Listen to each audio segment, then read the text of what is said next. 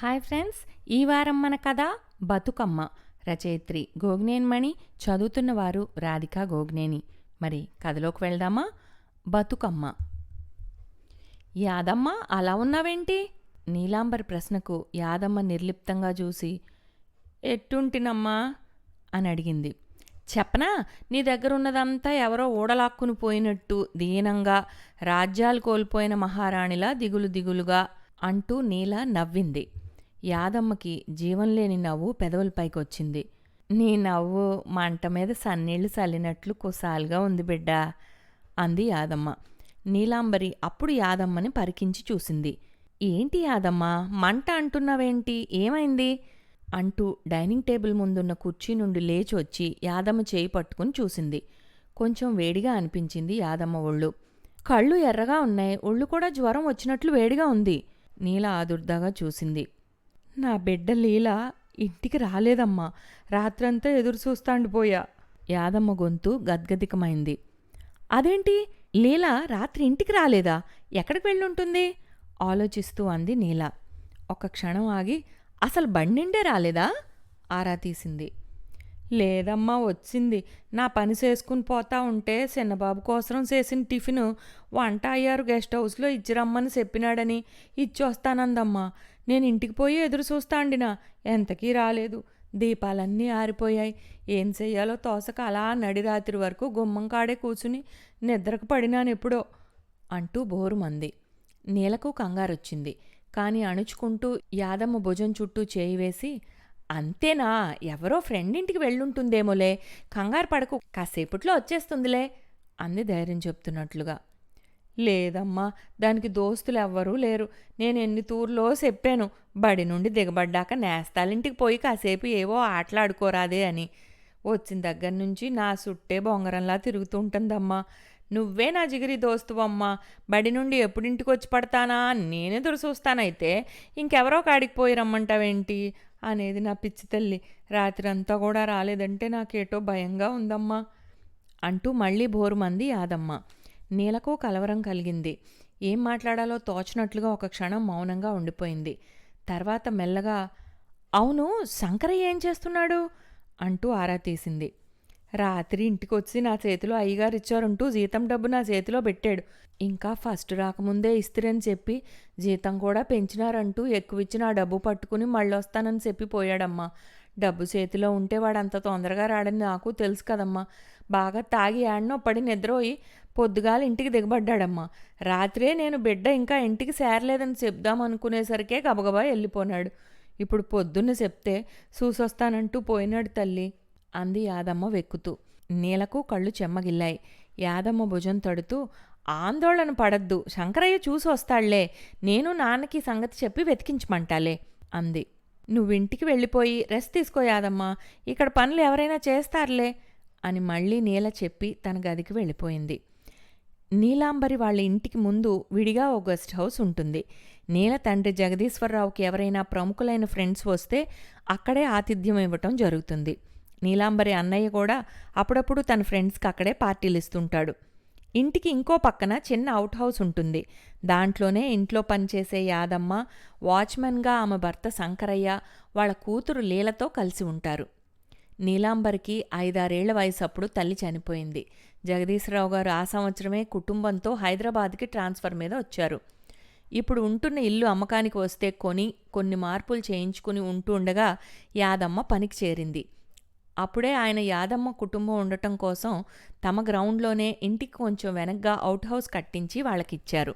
నెలల పిల్ల నీళ్లతో కలిసి వాళ్ళు అప్పటి నుండి ఆ ఇంట్లోనే ఉండిపోయారు. కూలీ పనికి వెళ్లే శంకరయ్యను వాచ్మెన్గా పెట్టుకున్నారు. అప్పటికే ఆయన ఉద్యోగం మానేసి బిజినెస్ ప్రారంభించి బాగా పుంజుకోవడంతో యాదమ్మతో పాటుగా వంటకి పై పనికి 2 మనుషుల్ని ఏర్పాటు చేశారు. చిన్నప్పటి నుండి యాదమ్మ జగదీశ్వరరావు గారి పిల్లలిద్దరినీ తన సొంత పిల్లలకు మించి ప్రేమాదరణలతో చూసింది. తన గది పక్కన ఉండే బాల్కనీలో కూర్చున్న నీలాంబరికి లీల విషయమే మనసులో మెదులుతూ అలజడిని రేపుతోంది. లీలకి ఏమై ఉంటుంది అనే ఆలోచనలో ఉండగా నెల క్రితం తమ మధ్య జరిగిన సంభాషణ నీలకు గుర్తుకొచ్చింది. సుమారుగా నెల క్రితమే తన కాలేజీ నుండి వచ్చి ఖాళీగా కూర్చున్నప్పుడు లీలా వచ్చి కూర్చుని కబుర్లు మొదలుపెట్టింది. అప్పుడప్పుడు అలా కూర్చుని కబుర్లు చెప్పుకోవడమో చెస్ ఆడుకోవటమో వాళ్ళిద్దరికీ అలవాటే. అరుదుగా నీలాంబరి అన్నయ్య శశికాంత్ కూడా వాళ్ళతో కలవటమో జరుగుతుంది. ఆ రోజు కబుర్ల మధ్యలో ఉన్నట్టుండి, "నువ్వేం చదువుతావక్కా, అదే డిగ్రీ అయ్యాక?" అని అడిగింది లీలా. "ఇంకా ఆలోచన రాలేదు గాని నువ్వెందుకు ఈ విషయం అడిగావో ఆ కారణం ముందు చెప్పు." తన ప్రశ్నకు నిదానంగా లీల సమాధానం చెప్పింది. తన క్లాస్మేట్ అయిన ఒక అమ్మాయి వాళ్ళ కుటుంబానికి జరిగిన అన్యాయం గురించి వివరించింది. వాళ్ళకి 2 ఎకరాల పొలం ఉందట. దానిలోనే ఒక చివర చిన్న పాక ఏర్పాటు చేసుకుని ఉంటూ వ్యవసాయం చేసుకుంటూ ఉంటారట. పక్క పొలాల భూస్వామి వాళ్ళ దాంట్లో ఏదో కట్టాలని పక్కనే ఉన్న భూమిని అమ్మమని అడిగితే ఆ అమ్మాయి వాళ్ళ నాన్న ఇవ్వనని గట్టిగా చెప్పేశాడట. పెద్దల నుండి వారసత్వంగా వచ్చిన భూమిని, వ్యవసాయాన్ని వదులుకోలేనని స్పష్టంగా చెప్పేయటంతో అది వేరెవరిదోనని పట్టాలు పుట్టించి అన్యాయంగా ఆక్రమించటంతో ఆ అమ్మాయి నాన్న ఆత్మహత్య చేసుకోవటంతో ఆ కుటుంబం వీధిన పడింది. ఇదంతా చెప్పిన లీల చెమ్మగిలిన కళ్ళను తుడుచుకుంటూ ఆవేదనతో అంది. "పేదవాళ్లు ఎలాంటి అన్యాయాన్నైనా ఎదుర్కోలేరా? డబ్బున్న వాళ్ళు ఏం చేసినా తల ఉంచాల్సిందేనా? ఎంత దురాగతమో చూడక్క. ఏ లాయరు కూడా వాళ్ళ తరఫున వాదించడానికి ఒప్పుకోలేదు. అన్యాయమని తెలిసినా చుట్టుపక్కల వాళ్ళంతా సాక్ష్యం చెప్పడానికి ముందుకు రాలేదు. పేదలకు ప్రశ్నించే హక్కు లేదన్నట్లుగా వాళ్ళ తరఫున భరోసాగా నిలబడి వాదించడానికి ఏ లాయరు ముందుకు రాకపోవడం ఏమిటి? ఫీజుల కోసం ఆశపడకుండా నిర్భాగ్యులకి ఆసరాగా ఉండటానికి, న్యాయం కోసం పోరాడటానికి కొందరైనా ఉండాలి కదా. డబ్బు కోసం తడుముకోవాల్సిన అవసరం లేక చక్కగా వాదించగల నీలాంటి వాళ్ళు లాయర్గా ఉంటే పేదవాళ్లకు కొంచెమైనా మంచి జరుగుతుంది కదా అని ఆ కోర్సు చదవమని నిన్ను అడగాలనిపించింది." లీల చెప్పిన ఆ కుటుంబ విషాద కథకి బాధపడుతూనే తను జవాబు చెప్పింది. "ఇంత బాగా వివరంగా చెప్పగలిగిన దానివి నువ్వే ఆ పని చేయొచ్చు కదా?" ఎదురు ప్రశ్న వేసింది.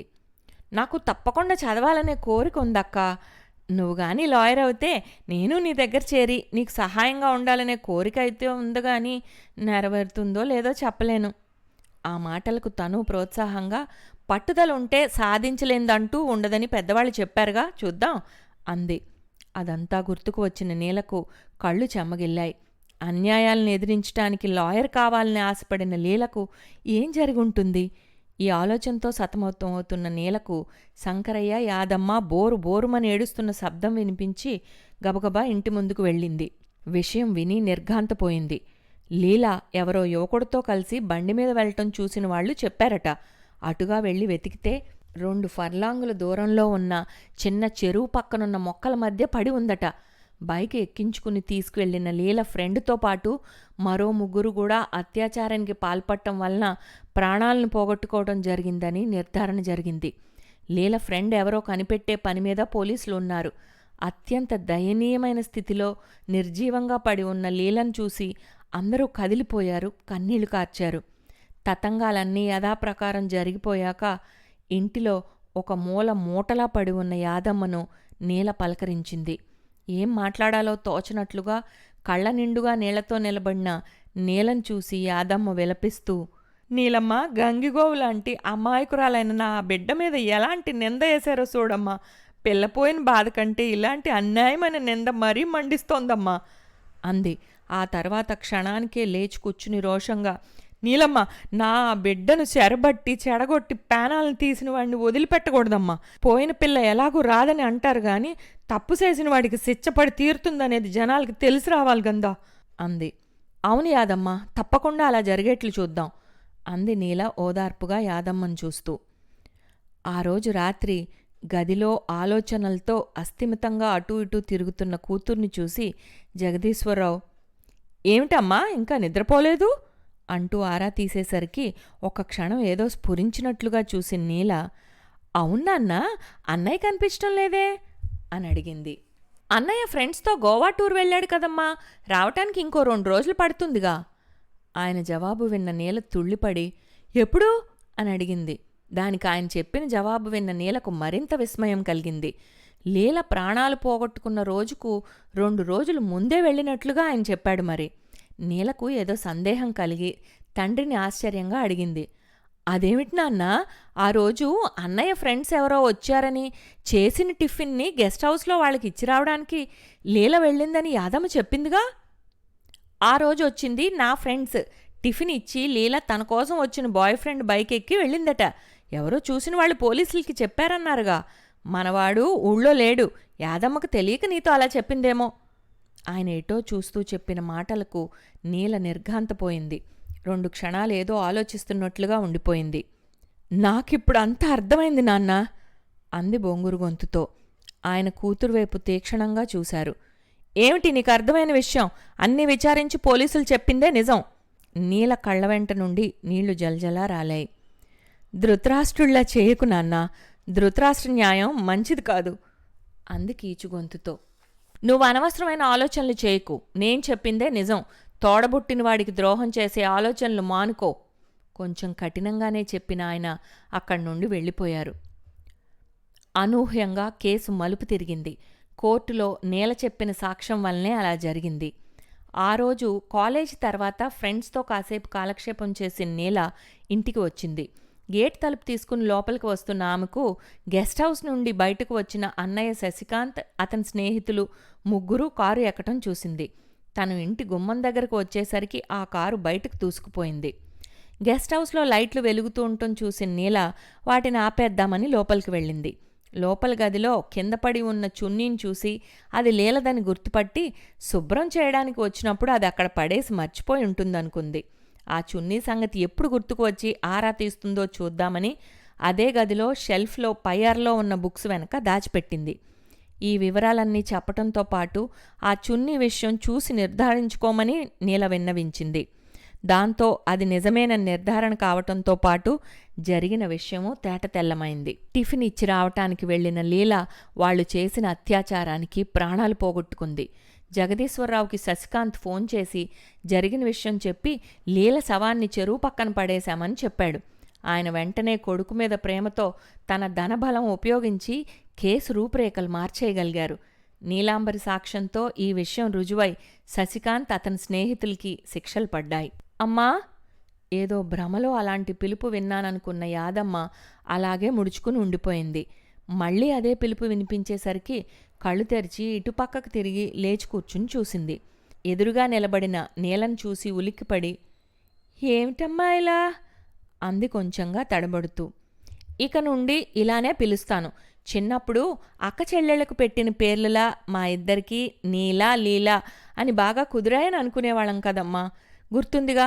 ఇప్పుడు నీ చిన్న కూతురు ముందుగా ఆ దేవుడి దగ్గరకు వెళ్ళిపోతే నేను నీకు మిగిలి ఉన్నాననుకో. లీలను తీసుకురాలేను గాని నిన్ను కన్న కూతుర్లా కనిపెట్టి చూసుకుంటూ కష్టసుఖాల్లో అండగా ఉండగలనమ్మా అంది నీల ఆర్ద్రంగా. యాదమ్మ వణికే గొంతును మెల్లగా కూడతీసుకుని, నువ్వెందుకు తల్లి అన్నకు శిక్షపడేటట్లుగా అలా చేశావు అంది. ఎంతటి వాడికైనా చేసిన తప్పుకు శిక్ష తప్పదనే నిజాన్ని తెలియజేయడానికి, ఆ పైన నీ మనసుకు ఓదార్పుగా లీల మీద పడిన నిందను రూపుమాపాలని అంది నీల. మనసులో మాత్రం తప్పు చేయడం కంటే తెలిసిన నిజాన్ని చెప్పకపోవటం ఇంకా నేరం, అది చేయలేకపోయానమ్మా అనుకుంది.